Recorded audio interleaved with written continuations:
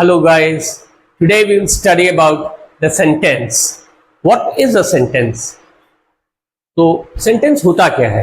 It is actually defined कि it is a group of words which are arranged in a proper manner so as to give you a complete meaning. एक group of words है जिनको एक सही तरीके से हम arrange करते हैं ताकि हमारे को एक उसमें से मीनिंग मिले. ठीक है, like the cat sat on the mat, Delhi is the capital of India, Rahul is the captain of the Indian team. तो इस प्रकार से हमने इन वर्ड्स को द कैट सैट इनको ऐसे अरेंज किया कि उसमें करेक्टनेस भी हो सेंटेंस में और हमें एक मीनिंग भी मिले. ठीक है, so now we'll study the kinds of sentences. There are 4 kinds of sentences, like the declarative or the assertive sentence, which make some statement. ठीक है, ये एक स्टेटमेंट देते हैं. जैसे हम कहते हैं Delhi is the capital of India, तो ये एक हम स्टेटमेंट दे रहे हैं. ठीक है, Humpty Dumpty sat on a wall, ये एक स्टेटमेंट है. राइट,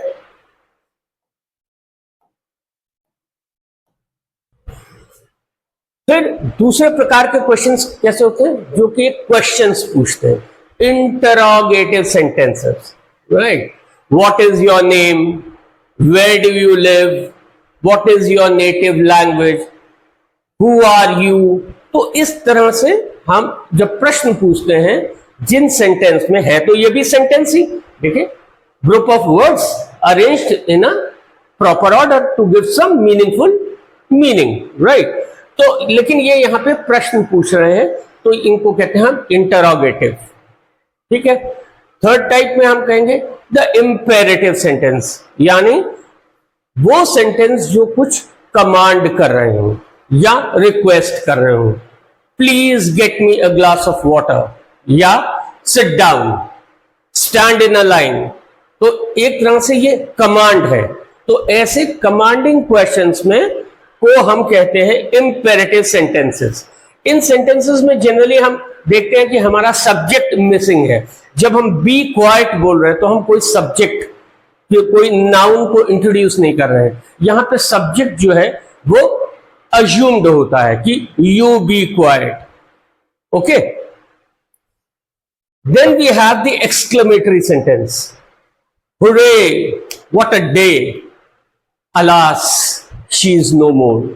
तो जब हम ये exclamations लगाते हैं तो हम कहते हैं कि वो sentences exclamatory हैं, और उन sentences के लास्ट में या exclamation के बाद हम देखेंगे कि एक exclamation mark भी होता है. राइट,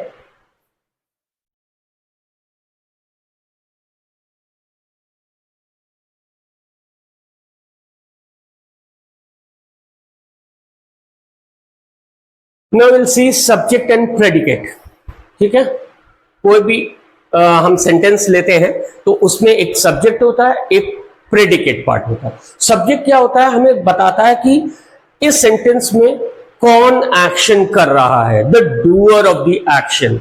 एक चीज. दूसरी, या वो सिर्फ सब्जेक्ट के बारे में बताता है, tells us something about the subject. Right, like Ram is reading a book. तो ये इसमें इस सेंटेंस में एक्शन कौन कर रहा है, कौन रीड कर रहा है, राम.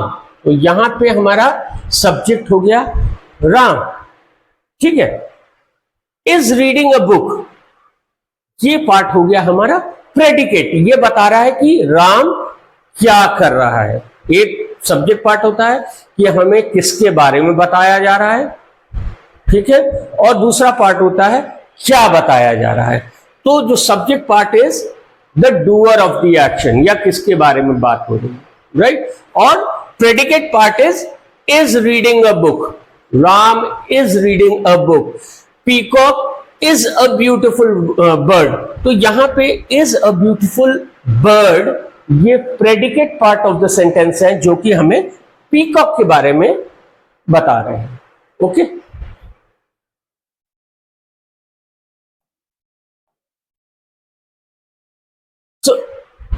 ये आप देखिए एग्जाम्पल से कि Suresh runs, sentence complete. 2 words में हमारा सेंटेंस कंप्लीट हो गया। क्या है? सुरेश हमारा सब्जेक्ट है, right, doer of the action, और रन्स प्रेडिकेट है। क्या कर रहा है सुरेश? दौड़ रहा है। Birds fly. My brother passed the examination, यहां पे सब्जेक्ट क्या हो गया? माई ब्रदर, मेरा भाई, राइट। प्रेडिकेट क्या है? उसके बारे में बता रहा, तो pass the examination. The dogs bark at night, subject the dogs, क्या बता रहा है? कि they bark at night, right. Generally हमने देखा है कि सेंटेंसेस में हमारा सब्जेक्ट पहले आता है सेंटेंस में। Ram is reading the book, Ram पहले आ गया। सुरेश रन्स, राइट, सुरेश पहले आ गया। लेकिन जरूरी नहीं है कि हर बार ऐसा हो। जैसे हम हेयर कम्स द बस, तो यहां पे बस जो है वो द बस जो है इनफैक्ट सब्जेक्ट हो गया, और ये पार्ट प्रेडिकेट हो गया जो बता रहा है बस की क्या स्टेटस है, तो वो आ रही है। Blue is the colour of the sky, of sky, sky हमारा सब्जेक्ट हो गया, right. Blue is the colour predicate हो गया जो कि हमें स्काई के बारे में बता रहा है, ओके। और जैसे कि प्रीवियसली हमने कहा कि इंपेरेटिव सेंटेंसेस में हमारे सब्जेक्ट्स जनरली मिसिंग होते हैं। Sit down, come here, be quiet, तो इसमें हम सब्जेक्ट को मेंशन नहीं कर रहे हैं, वो अज्यूम्ड होते हैं, ओके।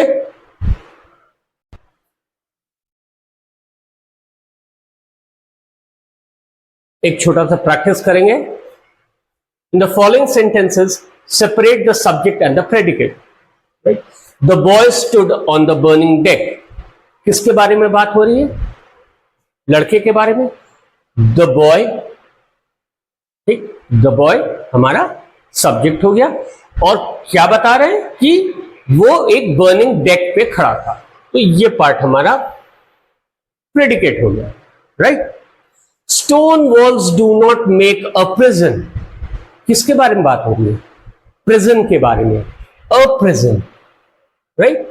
तो अ प्रिजन हमारा सब्जेक्ट हो गया क्योंकि इसके बारे में बात हो रही है। रिमेंबर, हमें ये पता है कि हमेशा सब्जेक्ट से ही सेंटेंस शुरू नहीं होता है, सब्जेक्ट बाद में भी आ सकता है, ठीक है। तो अ प्रिजन जो है वो सब्जेक्ट हो गया, और इसके बारे में क्या बता रहे हैं? कि स्टोन वॉल्स से ही खाली प्रिजन नहीं बनता है, right. Stone walls do not make a prison, तो ये हमारा प्रेडिकेट हो गया, right. Miss Lily was rude at the table, किसके बारे में बात हो रही है?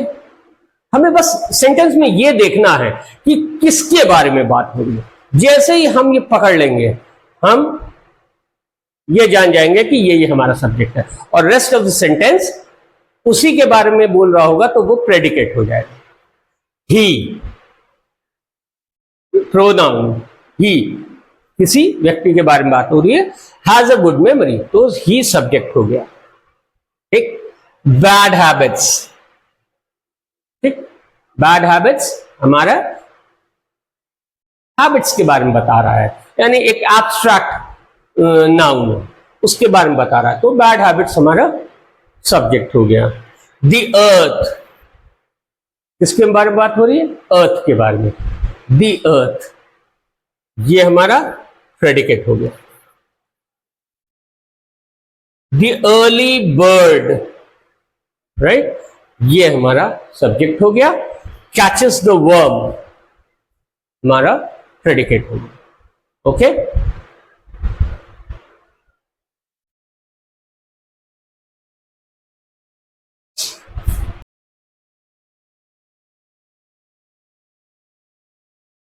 Now, phrases and clause. What is a phrase? ठीक है। जैसे हम किसी भी सेंटेंस को जब एनालाइज करते हैं तो हम देखते हैं कि like little Jack Horner sat in a corner, एक सेंटेंस है, हमने उसको एनालाइज किया, एक टुकड़ा उसका उठा लिया, इन अ कॉर्नर, ये ग्रुप ऑफ वर्ड्स है, राइट, एकदम सही है, in a corner, but it is not making any sense. Remember हमारे सेंटेंस में क्या था, दो चीजें थी, एक तो कि group of words should be in the right order, सही तरीके से लिखे होने चाहिए, वन थिंग, सेकेंडली कि they should make some sense, right. तो here it is not making any sense, so therefore it is not a complete sentence.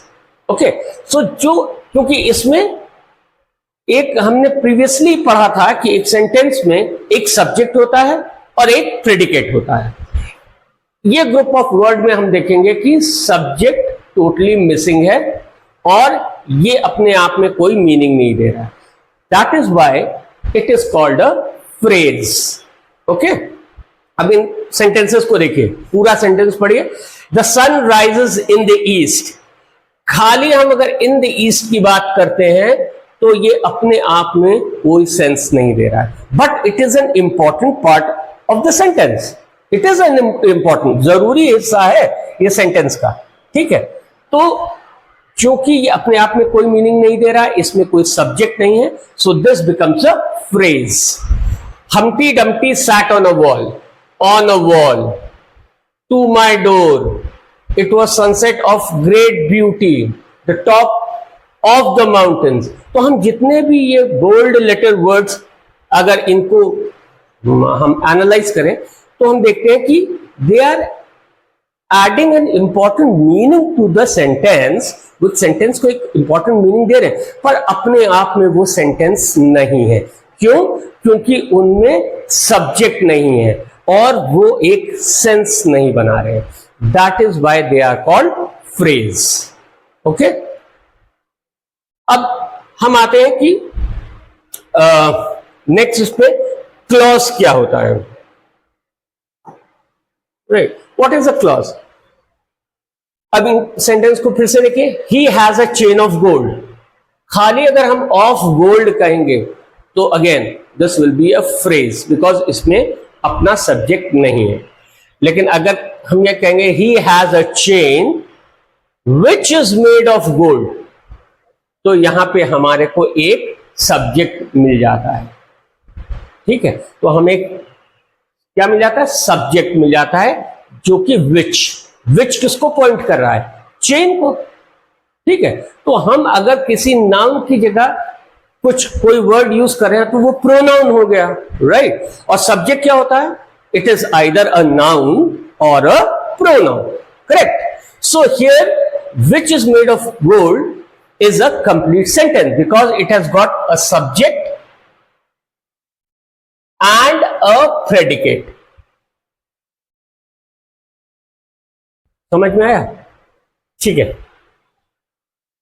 तो here we see that unlike phrases, a clause can sometimes act as a sentence, right?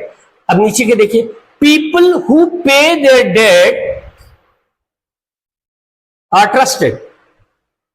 तो अगर हम केवल ये part निकाल दें इस sentence का, हु पे देयर डेट, तो ये इसमें क्या है, हु जो है वो सब्जेक्ट हो गया हमें, क्योंकि ये हु किसको पॉइंट कर रहा है, पीपल को। तो यानी अगर सब्जेक्ट की जगह ये यूज हो रहा है तो ये भी सब्जेक्ट हो गया, राइट। पे देयर डेट्स, तो ये एक तरह से we can treat it as a sentence and hence it is a clause. I think that you have made a mistake, खाली you have made a mistake को अगर हम निकालते हैं तो हम देखते हैं कि एक सब्जेक्ट है और उसका प्रेडिकेट है, तो ये अगर सब्जेक्ट है और प्रेडिकेट है तो वो सेंटेंस हो गया, right. So a clause is a group of words which makes up a sentence, right, because वो दो कंडीशंस पूरी कर रहा है सेंटेंस की, यानी एक सब्जेक्ट होना चाहिए और दूसरा प्रेडिकेट होना चाहिए।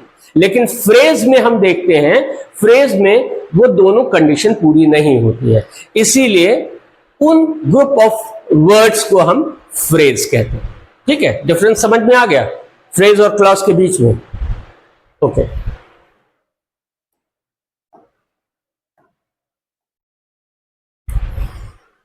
अब हम देखेंगे कि सेंटेंस का स्ट्रक्चर क्या होता है, कैसे बनता है, कौन कौन से एलिमेंट्स इसमें जाते हैं, राइट। तो हम देखते हैं कि पैटर्न 1 में एक सेंटेंस में एक सब्जेक्ट होता है और एक वर्ब होता है, like birds fly, right, fire burns, the moon is shining, right, the bell has rung. तो हमारे ये सिंपल जो पैटर्न में जो सेंटेंस का स्ट्रक्चर है, सिंपलेस्ट फॉर्म में हम देखते हैं कि एक सब्जेक्ट होना चाहिए और उसके बारे में कहने के लिए एक वर्ब होना चाहिए, राइट, वर्ब होना जरूरी है सेंटेंस में, ओके।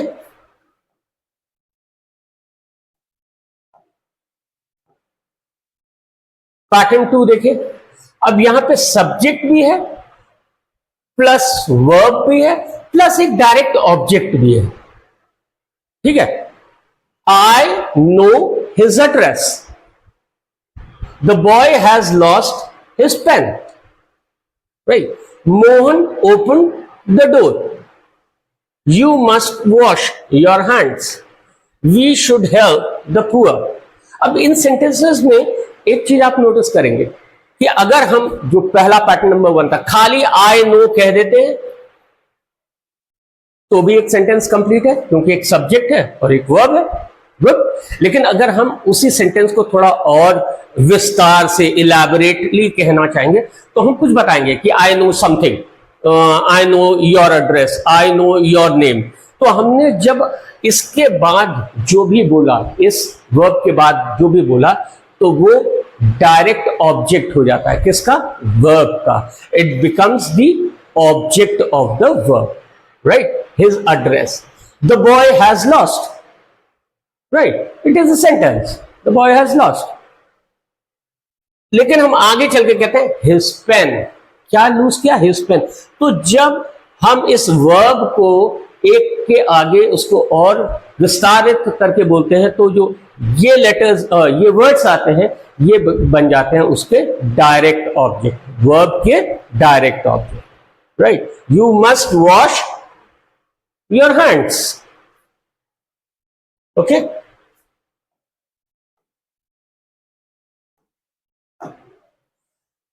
पैटर्न 3 में हम देखेंगे subject plus verb plus direct object और बीच में एक इनडायरेक्ट ऑब्जेक्ट भी आ गया, ठीक है। अब देखिए, I lent her my pen, I subject, lent verb, her indirect object और माई पेन डायरेक्ट ऑब्जेक्ट। अब यहां पे अगर हम हर छुपा भी देते हैं तो आई lent my pen, I lent my pen एक कंप्लीट सेंटेंस है, क्योंकि उसमें एक सब्जेक्ट है, वर्ब है और डायरेक्ट ऑब्जेक्ट है। लेकिन हम ये भी बता रहे हैं, थोड़ा और सेंटेंस को इलैबोरेट कर रहे हैं, विस्तृत कर रहे हैं, और हमने बताया कि हमने किसको पेन लेंट किया, किसको दिया, आई lent her my pen.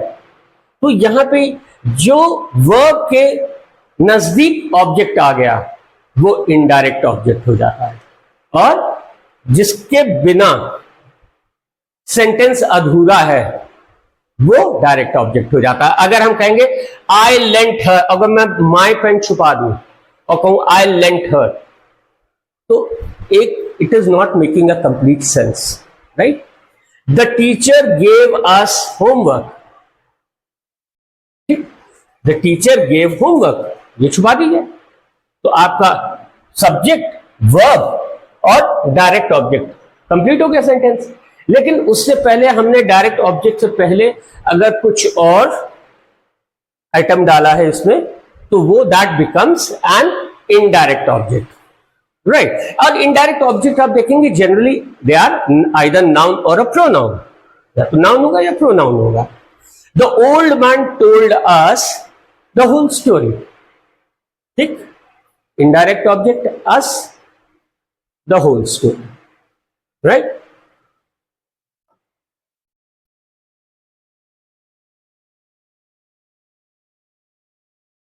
Pattern 4 देखिए, अब यहां पे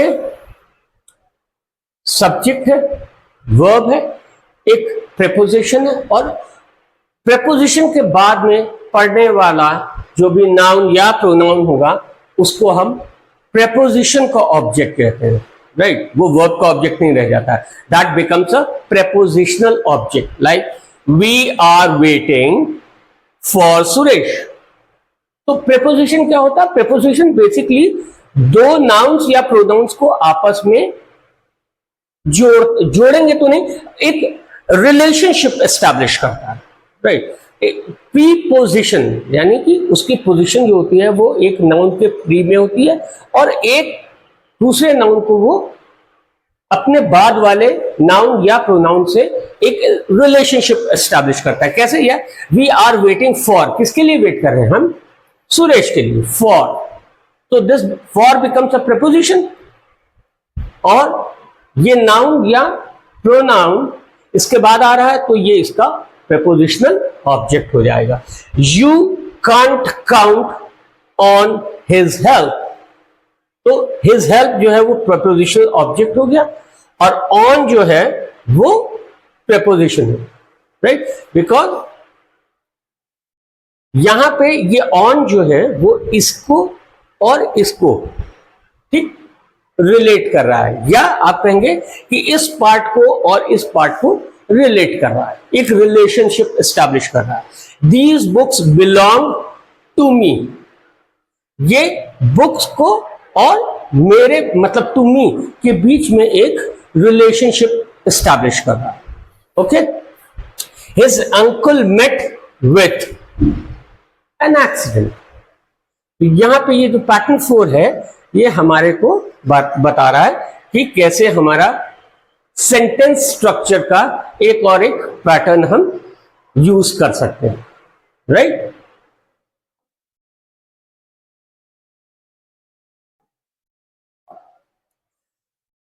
अब हम देखेंगे types of sentences. Simple, compound, complex, right? So I have given 4 examples. इनको पहले हम पढ़ते हैं और फिर इन्हीं सेंटेंसेस को हम फर्दर एनालाइज करेंगे। His courage won him honour. The moon was bright and we could see our way. Night came on and rain fell heavily and we all got very wet. They rested when evening came. तो यहां पे आप identify कर रहे हैं कि subject क्या है और इसमें प्रेडिकेट क्या है, ठीक है? चलिए अब हम इसको एनालाइज करते हैं।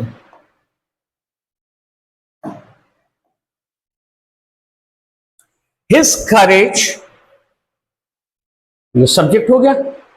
वन हिम ऑनर, ये प्रेडिकेट हो गया, ठीक है? तो हम इस सेंटेंस को देख रहे हैं कि इसमें एक सब्जेक्ट है, ये सब्जेक्ट है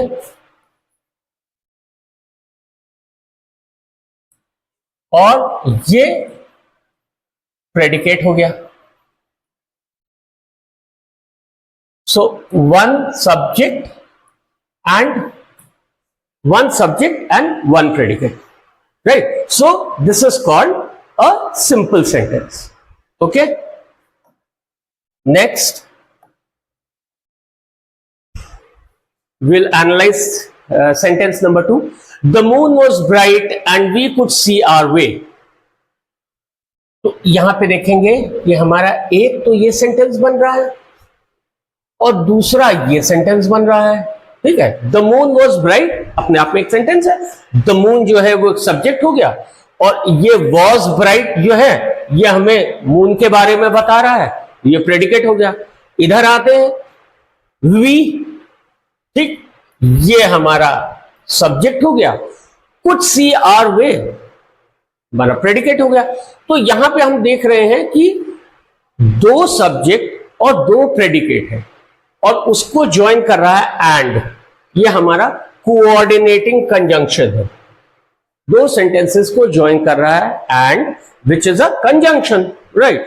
तो यहां पे हम देखते हैं क्योंकि इस सेंटेंस में दो सब्जेक्ट और दो प्रेडिकेट हैं, यानी कि we have two clauses, right? Two principal clauses which are independent of each other.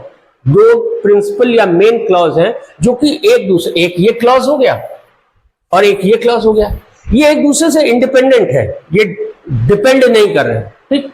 तो ये हमारा हो गया, इस तरह के सेंटेंस को हम कहते हैं कॉम्पाउंड सेंटेंस, राइट, जिसमें हमारे इंडिपेंडेंट क्लॉजेस एक से ज्यादा होते हैं और वो एक दूसरे पे डिपेंड नहीं करते हैं, and they are joined by a conjunction, so it becomes a compound sentence.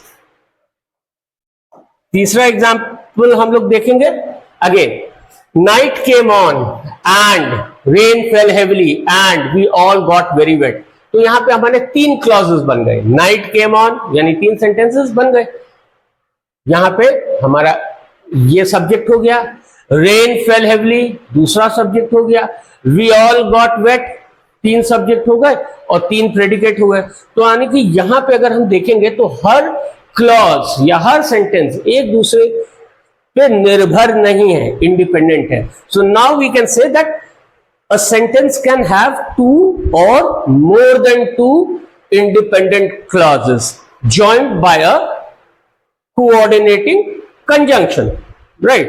तो यहां पे again you can say that they have two or more main clauses, ठीक, मेन क्लॉजेस दो से ज्यादा, इसमें कोई सबऑर्डिनेट क्लॉज नहीं है, so this also fits into the category of a compound sentence. Okay, now we'll analyze the fourth sentence, they rested when evening came। ठीक है, तो यहां पे हमारे दो क्लॉज बन रहे हैं, they rested, ठीक, कब रेस्ट किया, when evening came। तो यहां पे ये हमारा एक ये भी क्लॉज हो गया क्योंकि ये भी एक सब्जेक्ट है, राइट। लेकिन यहां पे आप एक चीज नोटिस करेंगे कि they rested and when evening came, they are two clauses but they are not independent clauses. ये क्लॉज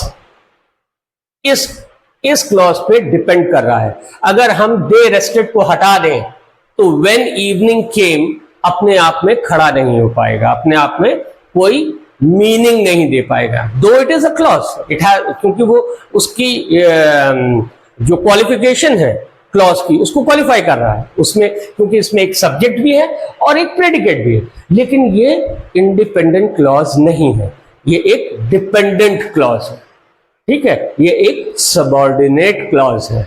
सो यहां पे हम ये कह सकते हैं कि एक जो भी सेंटेंस जिसमें एटलीस्ट एक प्रिंसिपल या मेन क्लॉज हो और उसके साथ एक सबऑर्डिनेट क्लॉज हो, तो वो सेंटेंस हमारा हो जाता है complex sentence, right. What is a complex sentence, जिसमें एक मेन क्लॉज होगा और उसके बाद के जो क्लॉजेस होंगे वो डिपेंडेंट क्लॉजेस हैं। ओके, फाइन, ठीक। Analysis of a complex sentence हम करेंगे, तुम देखेंगे complex sentences contain an independent clause and at least one dependent clause, हमने प्रीवियस केस में देख लिया, ठीक है। It is also called a subordinate clause.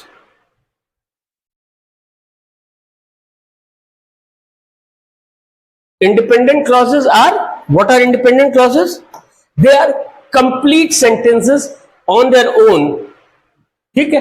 जैसे हम पीछे बात कर रहे थे कि आप देखेंगे इंडिपेंडेंट क्लॉजेस कौन कौन से होते हैं, ये night came on, rain fell heavily, we all got wet, क्योंकि ये अपने आप में कंप्लीट मीनिंग दे रहे हैं।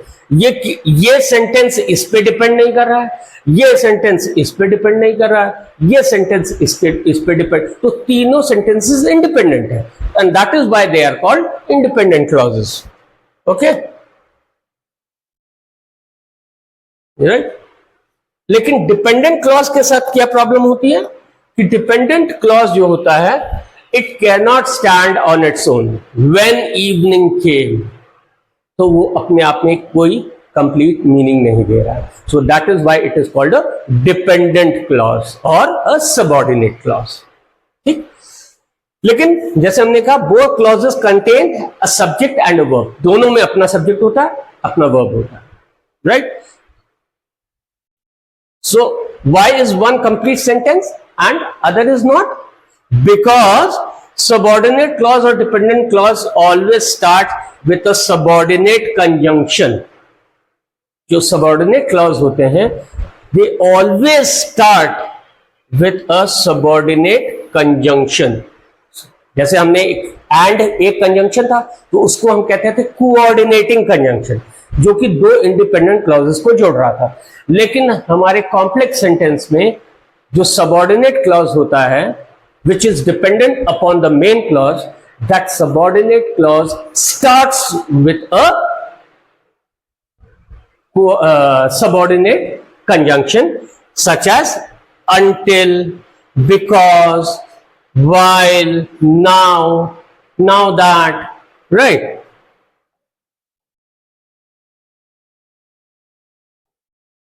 यहां पे हम देखेंगे क्या है कि इंडिपेंडेंट क्लॉजेस क्या है. डिनर वॉज वेरी टेस्टी, ठीक, इंडिपेंडेंट क्लॉज है. She return the earrings, independent है. जॉन डिडंट बाय कॉफी, ठीक है, कंप्लीट है ना, सब्जेक्ट भी है और प्रेडिकेट भी है और एक कंप्लीट सेंस भी आ रहा है, तो दे आर इंडिपेंडेंट क्लॉज. लेकिन अब यहां पे आइए और देखिए ये डिपेंडेंट क्लॉजेस है. Because Sheela is a wonderful cook, ठीक, तो यहां पे हमारे पास सब्जेक्ट भी है और हमारे पास प्रेडिकेट भी है.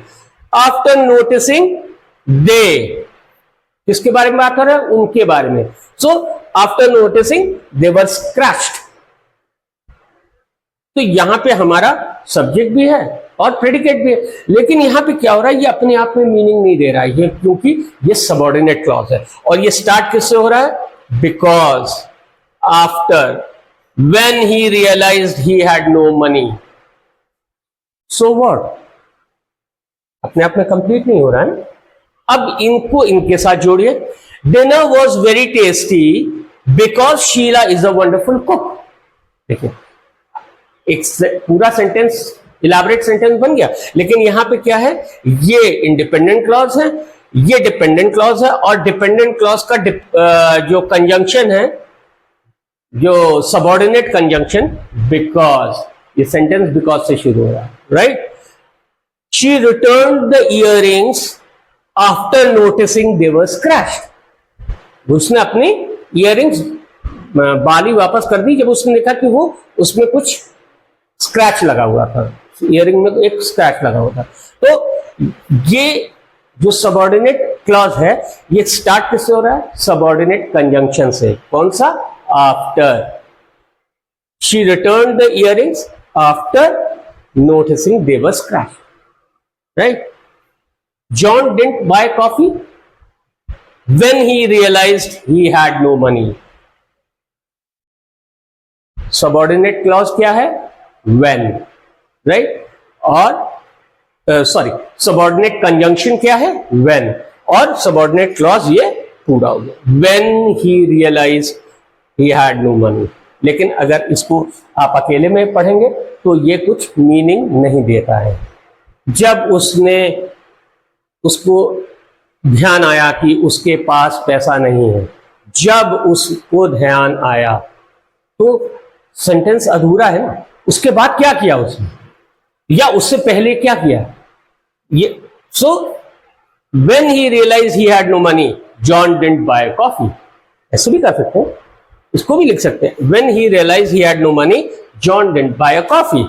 After noticing they were scratched she returned the earrings. दोनों तरफ से लिख सकते हैं, पर हमें यह मालूम होना चाहिए कि इंडिपेंडेंट क्लॉज कौन सा है और डिपेंडेंट क्लॉज कौन सा. और डिपेंडेंट क्लॉज हम कैसे पकड़ लेंगे?